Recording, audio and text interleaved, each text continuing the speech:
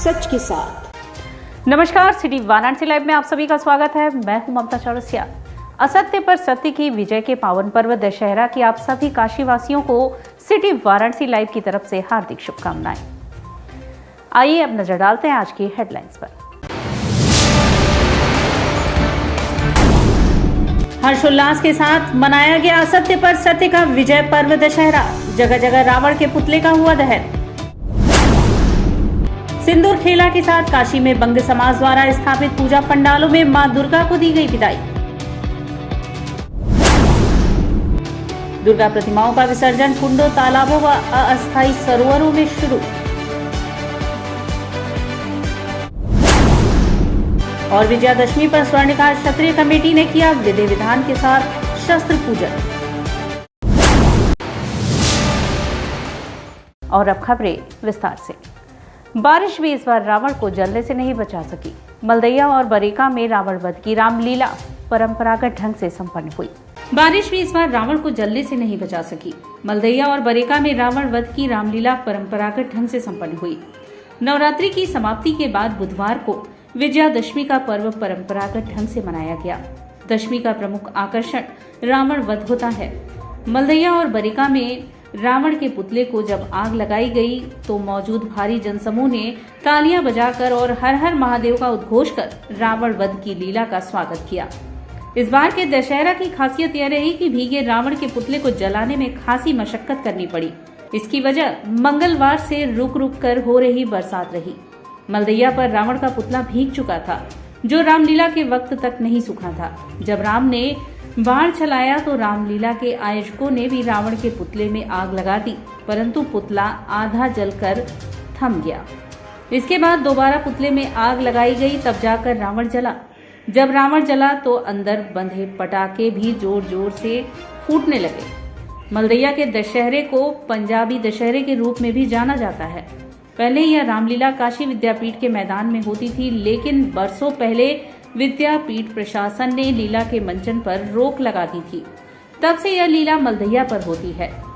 विद्यापीठ परिसर से बाहर आने के बाद रावण की साइज भी छोटी हो गई। विद्यापीठ का रावण काफी बड़ा होता था। जब विशालकाय पुतले को आग लगाई जाती थी तब बच्चों की खुशी देखते ही बनती थी।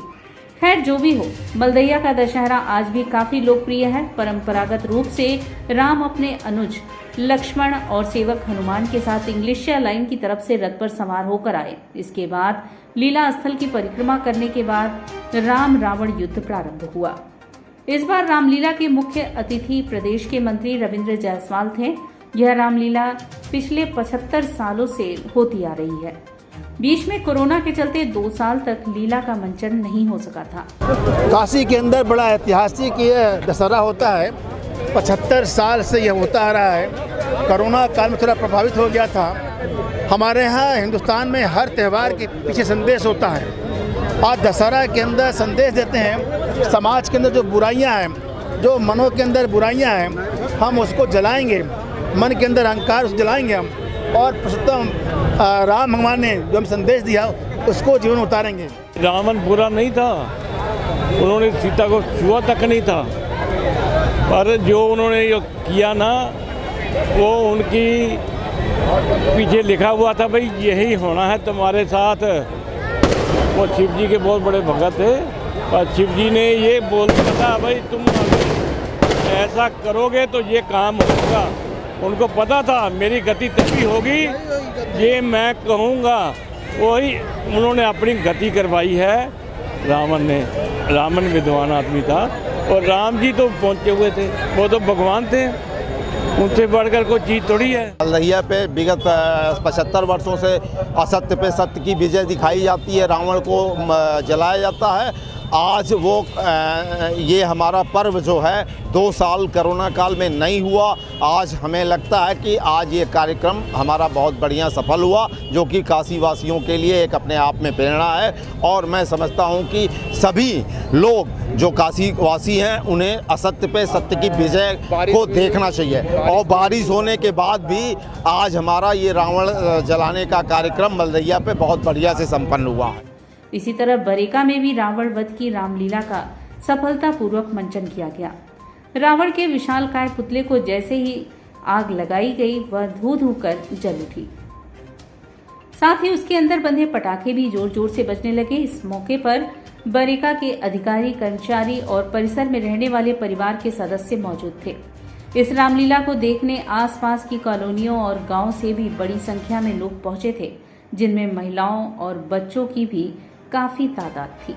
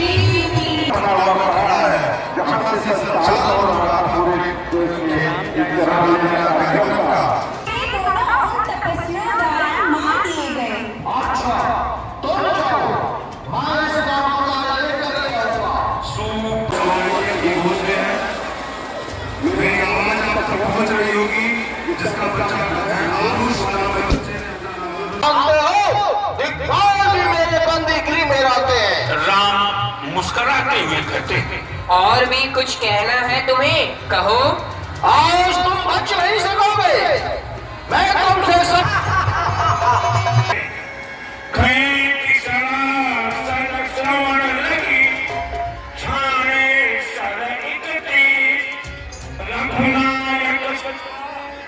चलिए मानव का ध्वनि।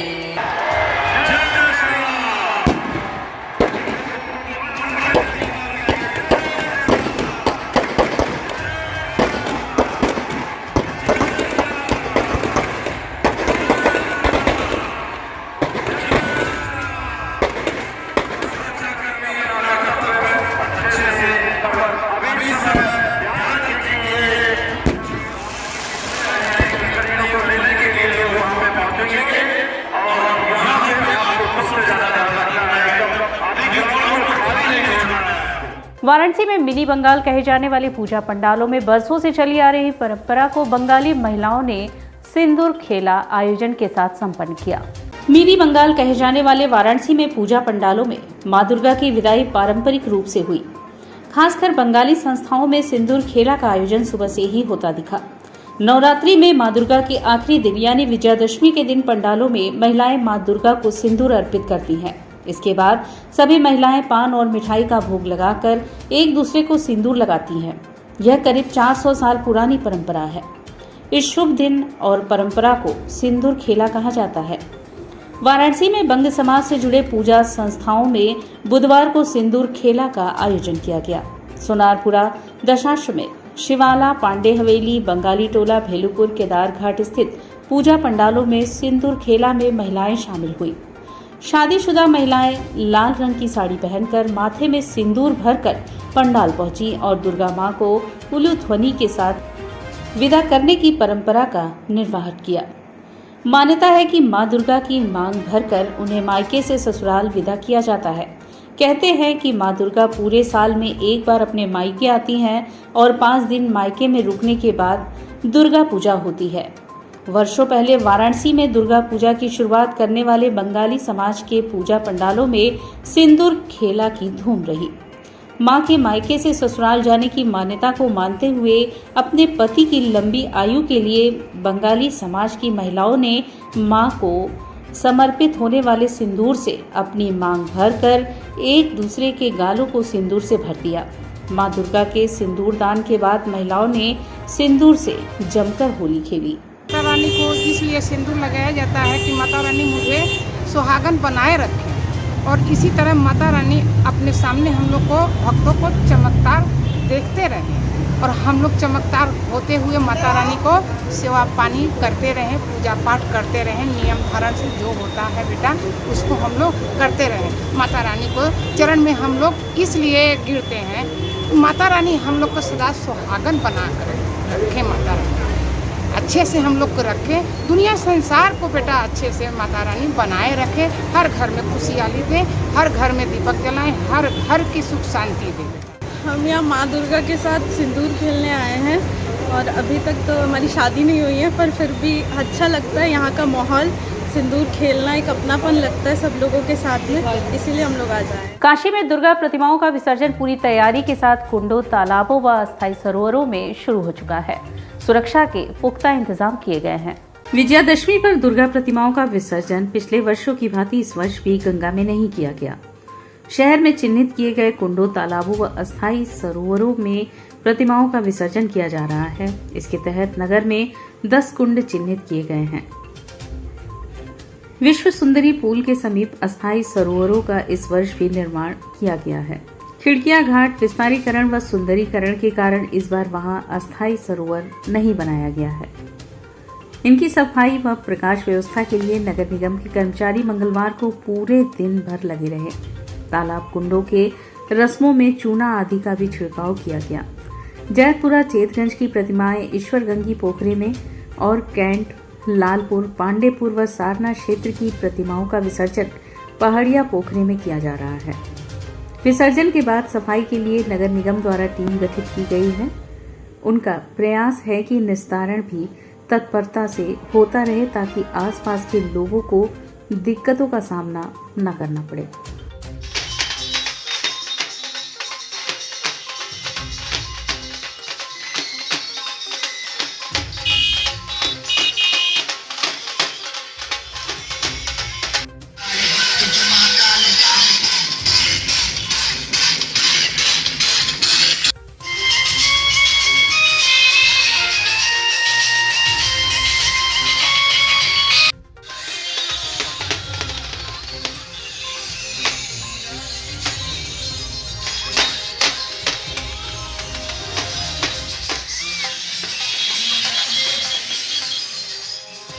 दशहरा के पावन पर्व पर स्वर्णीय क्षत्रिय कमेटी ने शस्त्र पूजन किया।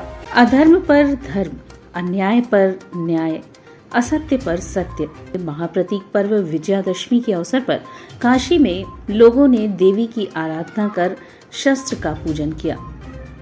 इसी कड़ी में बुधवार को दारानगर महामृत्युंजय रोड स्थित स्वर्णकार समाज धर्मशाला में स्वर्णकार क्षत्रिय कमेटी परिवार ने हर्षोल्लास के साथ मां महिषासुर मर्दिनी की प्रतिमा के समक्ष शस्त्र पूजन का आयोजन किया।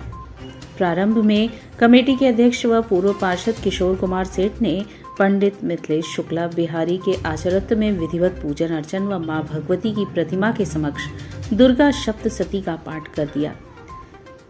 उक्त अवसर पर कमेटी के अध्यक्ष किशोर सेठ ने बताया कि भगवान श्री राम ने रावण पर विजय प्राप्त करने के लिए मां दुर्गा की आराधना की थी और साथ ही शस्त्र का पूजन भी किया था।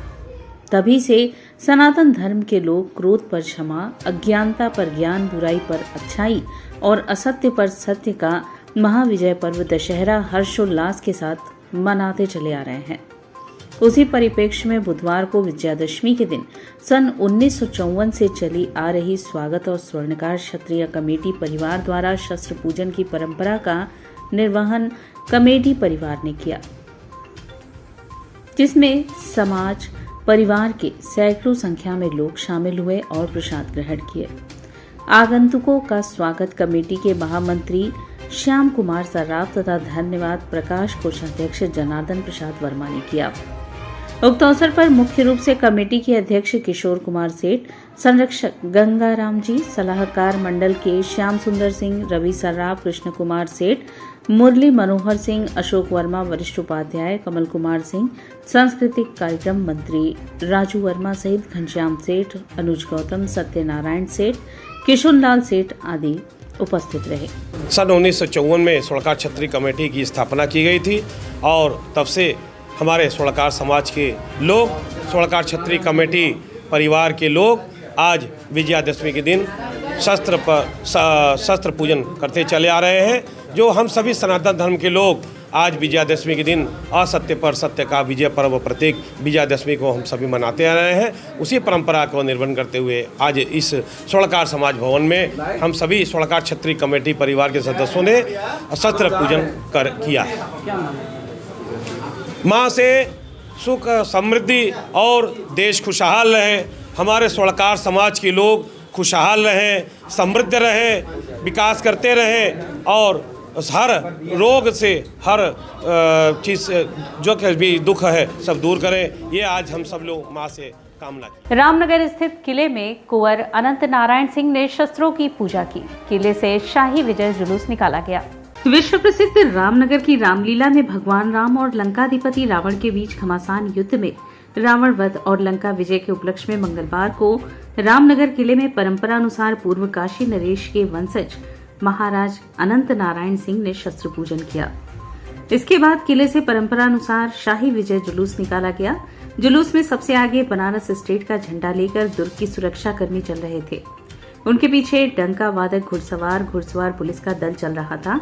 इसके बाद महाराज अनंत नारायण सिंह परंपरागत राष्ट्रीय वेशभूषा में हाथी पर सवार होकर ठीक 4:19 पर किले से बाहर निकले। उनके बाहर निकलते ही किले के ऊपरी बुर्ज पर खड़े ताशा वादकों ने ताशा बजाया। दुर्ग के बाहर खड़े लोगों ने हर हर महादेव के गगन भेदी उद्घोष से अपने महाराज का अभिवादन किया। महाराज ने भी हाथ जोड़कर उनका अभिवादन स्वीकार किया। और यहाँ वक्त चला है एक छोटे से ब्रेक का। मिलते हैं ब्रेक के बाद। सच के साथ PMC hospital habitat for humanity. Doctor Sanjay Chaurasia और डॉक्टर श्वेता चौरसिया के दूरदर्शी सोच और सेवा भाव से पीएमसी हॉस्पिटल की शुरुआत हुई। 2008 से पीएमसी हॉस्पिटल ने लोगों को उत्कृष्ट चिकित्सा सुविधा प्रदान की है।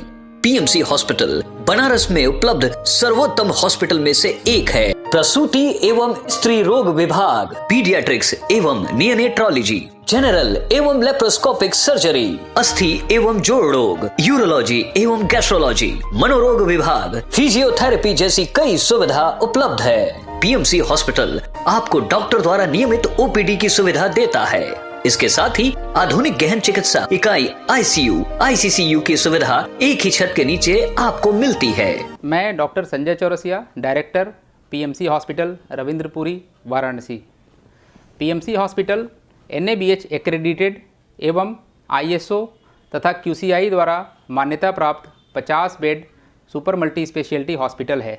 पिछले 10 वर्षों से निर्धन परिवारों के लिए एक विशेष OPD की सुविधाएं प्रदान की गई हैं, जिसके माध्यम से स्त्री रोग विभाग एवं बाल रोग विभाग में 1 लाख से अधिक लाभार्थियों को OPD की निःशुल्क सेवाएं प्रदान की गई हैं।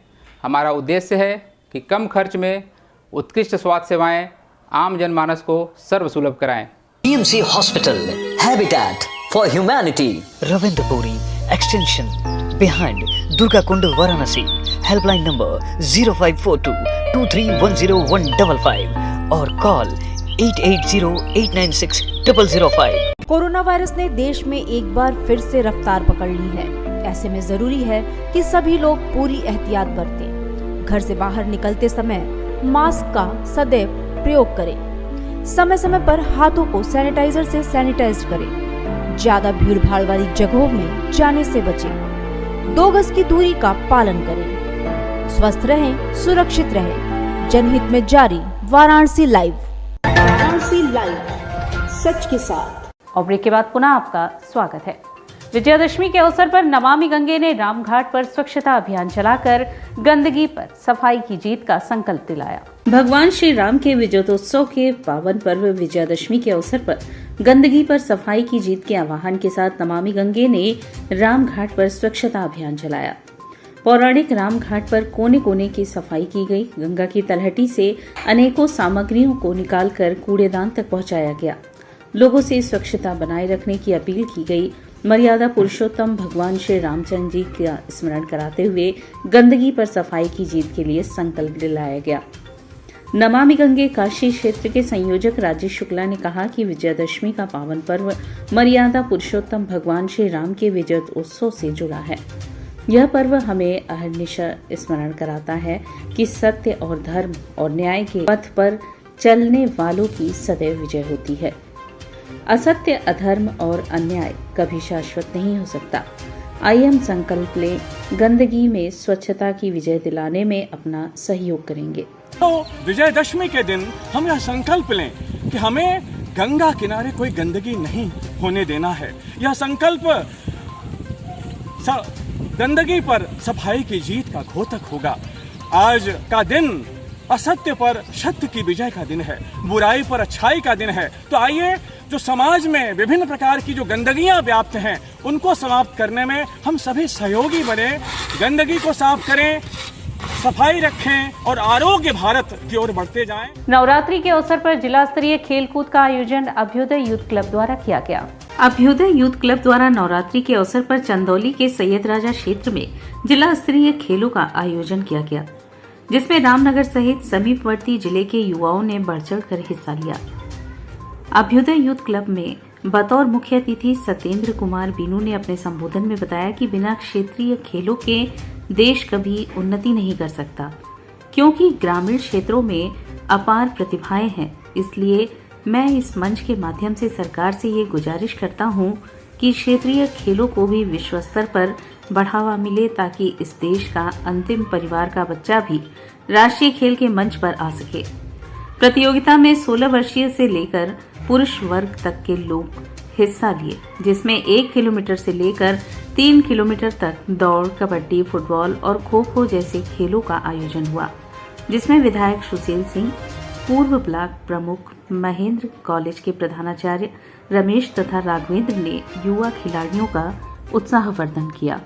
नाक्षरो मंत्रहीनो न मूलम च अनौषधम अयोग्यो पुरुषो नास्ति योजक तत्र दुर्लभः। इस संसार में भगवान ने जो रचना की है, नाक्षरो मंत्रहीनो, इस संसार में कोई ऐसा अक्षर नहीं है जिससे मिलकर कोई मंत्र न बनता हो।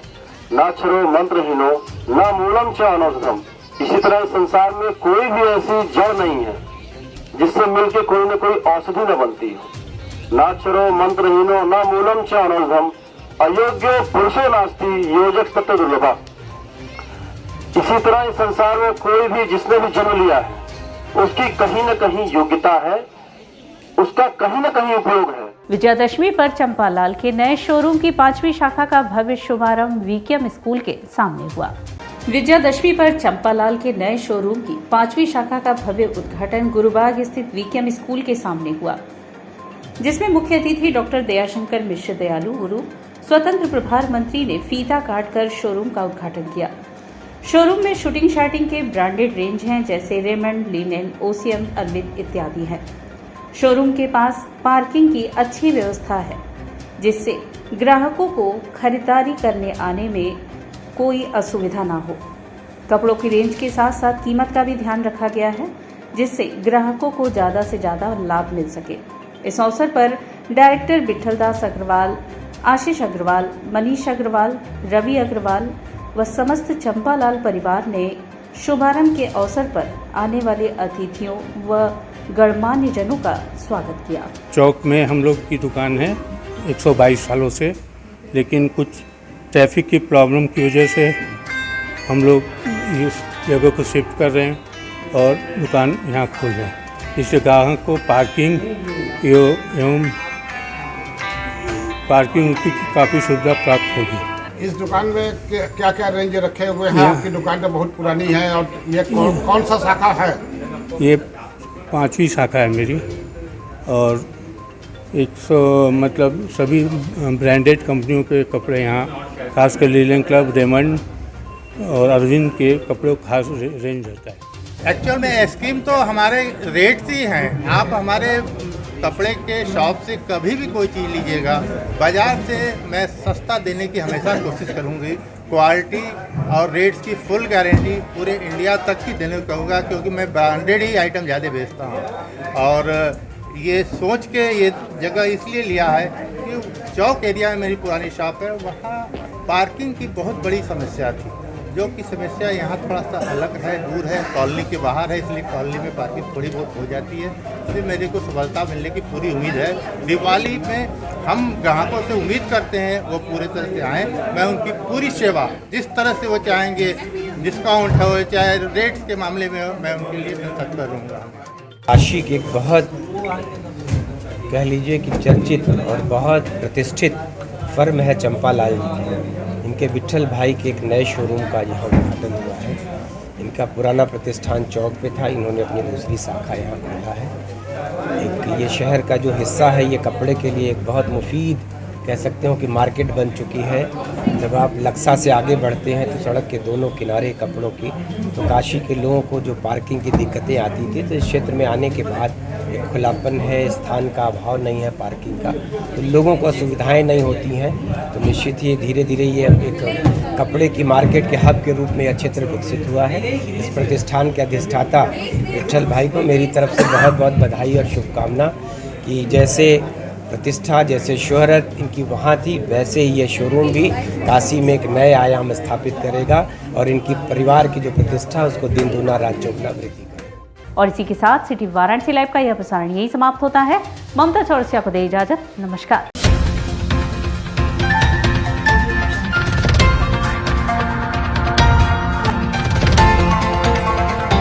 वाराणसी लाइव, सच के साथ।